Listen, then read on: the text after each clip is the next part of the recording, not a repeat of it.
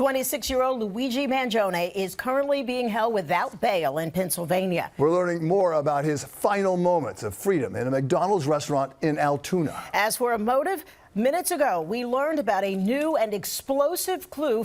We have alleged shooter Luigi Mangione. And so many parts of this, so bizarre. I have a few things I'm breaking it down into, hopefully provide a little context, and then we can get into it. So how he was caught. I mean, talk about a huge year for Pennsylvania McDonald's. We have Trump working there, and then in Altoona, Pennsylvania. One of their employees gets elected president. That's right. Huge. But what happened there was, apparently this is how it went down, according to reports, is one of my friends, and I thought he was kidding, when the shooter, I'm assuming was the shooter who they made the arrest on, came in, he made a comment, "God, that looks like the shooter from New York." And the McDonald's employee overheard that and is like, he really does look like the pictures from this. And he calls the police. And so the police show up and ask him to take his mask down, ask for identification. And he had, according to police, possession of a firearm, multiple fake IDs, a U.S. passport, and a handwritten manifesto criticizing health insurance companies. I want to get to the manifesto in a little bit, but that is essentially where it was found. So now he's currently being held in Huntingdon, Pennsylvania, at a state correctional institution. His lawyer has announced that they're going to contest extradition to New York City, and he will face a murder charge in connection with Thompson's death. Actually, not a first-degree murder charge, which I found interesting. I believe it's second-degree murder. But he faces 2 second-degree criminal possessions of a weapon, 1 count of second-degree possession of a forged document, and 1 of third-degree criminal possession of a firearm per New York court docket. But the attorney, Thomas Dickey, told reporters Tuesday Mangione will plead not guilty to the Pennsylvania charges and suggested he would do the same in New York courts. Quote, "I haven't seen any evidence he's the shooter," said Dickey. Why would the lawyer be against extradition to New York courts? You would think, if anything, given the way New York courts are, they might be more lenient on a left-wing vigilante shooter. I don't know how any of it works. I mean, he will be extradited. The crime clearly that he's being charged for clearly took place there. He will be extradited. Yes, lawyers have to fight extradition. That's just their job as lawyers. But he will face trial in New York City. I mean, the tale of two trials, though. We've got the Daniel Penny, which while I was at death's door, Daniel Penny was released from death's door. I was so excited. There's a light in the darkness there. And then on the other hand, we have this guy, Luigi Mangione, like you said, tough time on the Italians. Tough day for the Italians. Yeah, really rough. A good day for the Irish. But a good day for the Irish. So there you go. I saw some comparison. It was, the only reason, unfortunately for this guy, he was caught was because a hostile employee in New York City asked him to take down his mask, flirting with him. So an Italian got caught for being a little bit too flirtatious. And when Daniel Penny beat the case, he went straight to the pub, had a beer with some of his guys, lawyers. So therefore, it's like 20th century all over again here. The more things change, the more they stay. The more they stay the same. Amen. There's some things you can count on. So and I want to get more into the Daniel Penny thing too. But what makes this case so interesting with Luigi is that he had a very public profile in terms of social media. So pretty instantly, people were able to go check out his accounts. He had an active Goodreads account in which they found him reviewing the Unabomber manifesto, which I thought was pretty interesting. Both sides are trying to claim him right now. He's pretty active on Reddit, and then he's also active on X. I'd say I've kind of sifted through a lot of the things. Basically, what I've come to that people are saying is partially the explanation is that he had severe back pain and received back surgery. You could get this by his own accounts on Twitter and on Reddit. He said it was a minor back pain, and then it got worse when he went surfing, and then worse again when he slipped on a piece of paper. He reported persistent problems, including the pain when he sat down, twitching leg muscles, and numbness in the groin and bladder. On his social media accounts, he said that he did receive the back surgery, and that he said it was a good decision at the time. And this is all kind of corroborated by people in his own life, people that went to high school with him, They said he had this back surgery and then pretty much directly after completely cut contact. So 6 months before this shooting, he basically went dark on social media. There's, of course, all these questions swirling around of now what happened in those 6 months. I saw an interview that they did with someone that lived with him in the surfing community in Hawaii, and they said he was just like a normal housemate. Nothing would suggest he dealt with this pain, but there's nothing to suggest he was radical or crazy or anything like that. His parents didn't know where he was. So they actually reached out to San Francisco where they thought he was living and were like, hey, we can't find our son. We haven't been able to make contact with him for 6 months. The family sends out prayers to Brian Thompson and his family. They seemed shocked by it all as well. But I have no doubts that this is going to be an explosive trial. I have a video here of him actually right outside the courthouse, I believe. Completely out of touch. And insult the intelligence of the American people. So it's kind of hard to hear there for audio listeners, but he's going to court and he's yelling, this is an insult to the intelligence of the American people, as cops dragged him inside. He's even suggested that there's potentially evidence that's been planted on him. He didn't know anything about the foreign currency that he had on him. The manifesto is out, and we can get into that a little bit. Let me grab. Yeah, the manifesto, of course. I mean, we know more about this guy. I'm not the only person to make this comment online, but we know more about this guy than the trans person that shut up a Christian school. Totally. We still have no idea what the hell happened in Las Vegas. The guy massacred a bunch of people at a concert. I mean, we just, Well, or the shooter who almost took out Donald Trump in July. And totally, it's very odd that we know so much already. Yeah, it's like our law enforcement agencies decide which shooters we get to find out information on. You know what I mean? That's exactly what it is, Josh. Even in his manifesto here, as you can see, he starts it with, to the feds, I'll keep this short because I respect what you do for our country. Classy. Interesting. To save you a lengthy investigation, I state plainly that I wasn't working with anyone. This was fairly trivial, some elementary social engineering, basic CAD, a lot of patience. Spiral notebook, if present, has some straggling notes and to-do lists that illuminate the gist of it. My tech is pretty locked down because I work in engineering, so probably not much info there. I do apologize for any strife and traumas, but it had to be done. Frankly, these parasites simply had it coming. A reminder, the U.S. has the #1 most expensive healthcare system in the world, yet we rank roughly number 42 in life expectancy. United is the indecipherable, they couldn't read this, largest company in the U.S. by market cap, behind only Apple, Google, Walmart. It has grown and grown, but it has our life expectancy.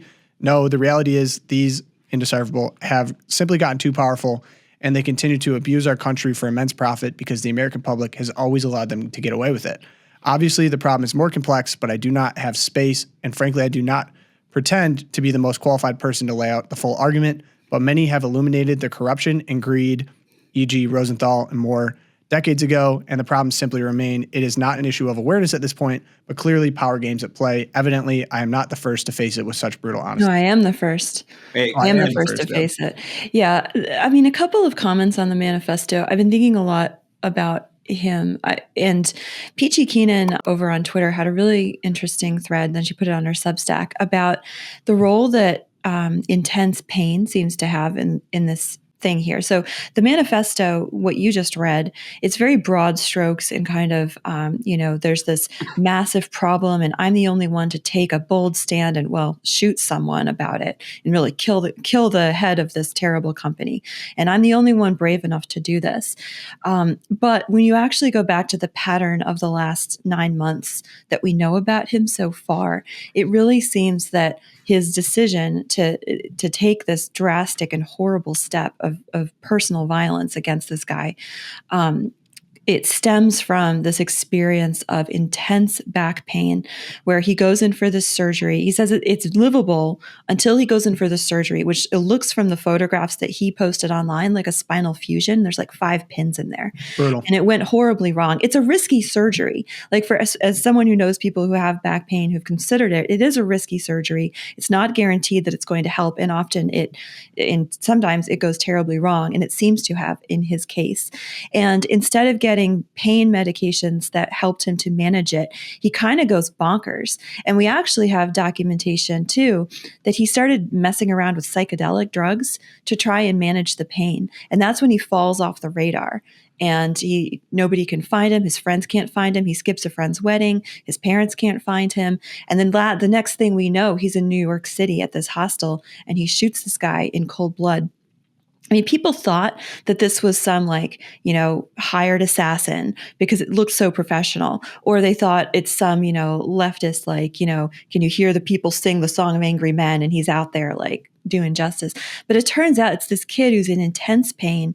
He's seeking ways to get healed, and he latches onto this, I have to do something to fight this big bad system that is against everyone. And you go on his Goodreads, and I was looking at his review of the Unabomber.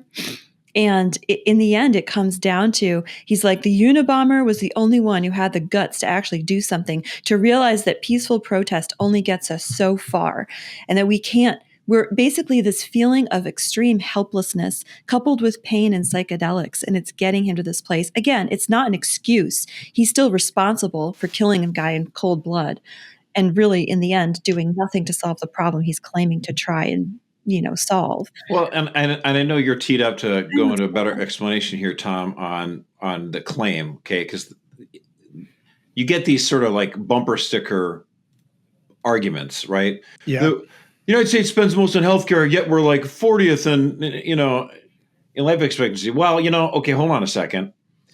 We can dive into that in a second, but they also use this for infant mortality. They talk about how, we're the most richest country in the world, but we have so many infant mortality problems. Well, part of it is that women in the United States are obese. I'm obese. I'm not trying to point the finger here at other people, okay?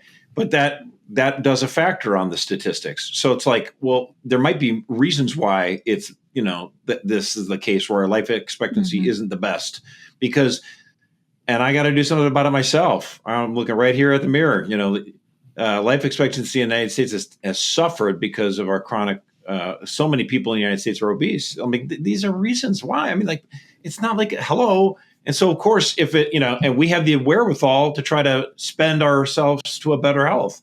Yeah. But we do ourselves a favor if we would just, exercise some more and eat better. I do want to get into that thread, Josh. Thanks for teeing that. It's important to address this. There's obviously speculations about motivations and who this guy is and the broader conversations. But one that keeps coming up, and we're seeing clearly a groundswell of anger against, is this kind of United States healthcare system more broadly. And someone actually, which was fixed in 2009 and 2010 with Obamacare. Yay! Oh, right, I remember that. I remember when they fixed it. I think not a single Republican vote, so don't blame me, folks. Yeah, but basically, so this guy Jeremy Kaufman on Twitter, interesting account, recommend follow. A reminder: the U.S. has the #1 most expensive healthcare in the system, yet we rank #2 in life expectancy. He brings up a quoting that guy's manifesto, right? Quoting the manifesto, but I think it's worth bringing up here, and he does this too. Healthcare spending in all countries track income. The richer a country is, the more they spend on healthcare. The U.S. is the richest country in the world that spends the most on healthcare, and I think this is a money line here. It's important to use real income for this analysis, not GDP. So the mistake a lot of people make when doing this analysis is they look at the GDP of respective countries, instead of real income per person.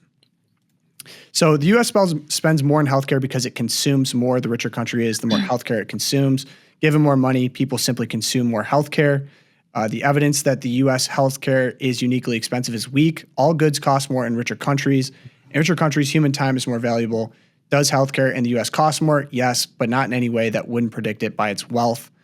All wealthy countries have more of their economy consumed by healthcare. Richer a country is, the higher percentage of that country is employed by healthcare, and the more they are paid. Again, nothing unique about the U.S. The U.S. is just rich. Profit margins and compensation in healthcare aren't high. Healthcare in the U.S. is not especially profitable compared to other sectors. True. No, there's nothing out of line about how U.S. providers are compensated, again, relative to U.S. wealth. And then this was the big one to me. Money has diminishing returns on its ability to extend life. Norway and Luxembourg spend twice as much as Spain and Italy to no result.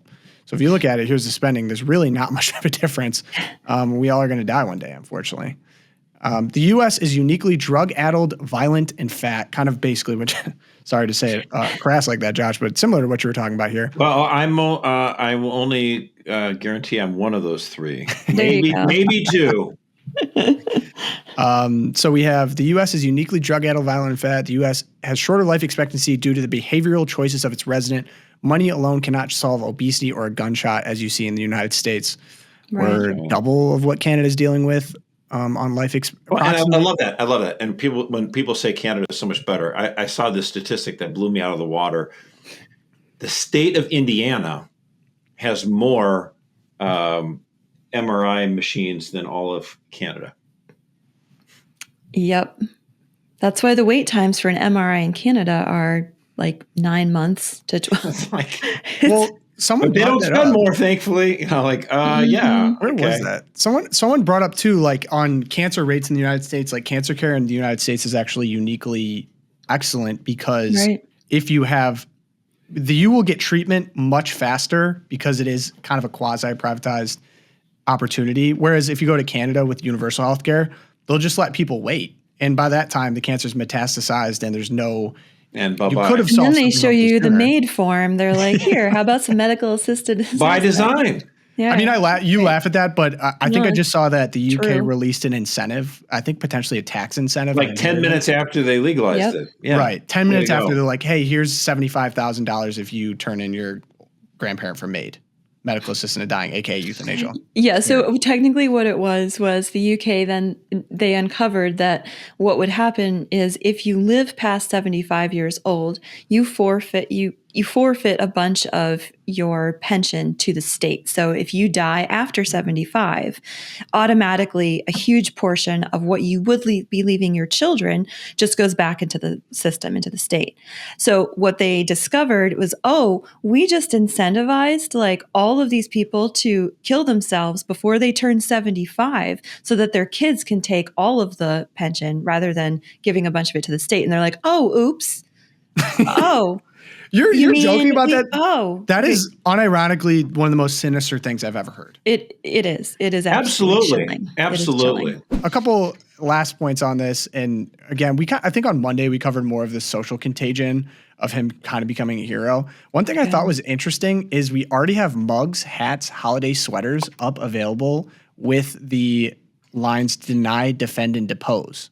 So people are already cashing in on merch on Etsy, and they can't technically stop it. I think they can stop it if his name's on it, but they're like, this is a phrase that's just, Yeah.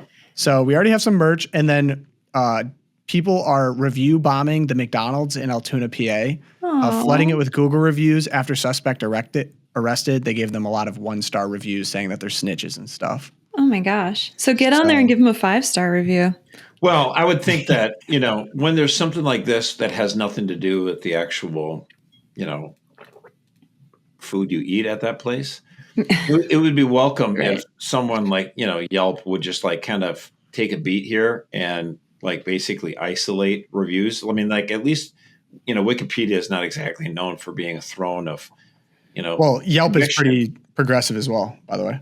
But at least Wikipedia will like freeze something if they're just getting firebombed on someone or whatever, So. Yeah, Reddit also took down his accounts because they're concerned about impersonators, of course. So there was a YouTube video actually put up too under his name, so it's still yet to be seen whether or not it was him or someone else saying all will be revealed. It was like an ominous timer. So it's been interesting to see. It's hard to draw the line between opportunist or whether or not this is legitimate. I mean, we'll probably find out a lot of this in court, which is going to make this all that more interesting.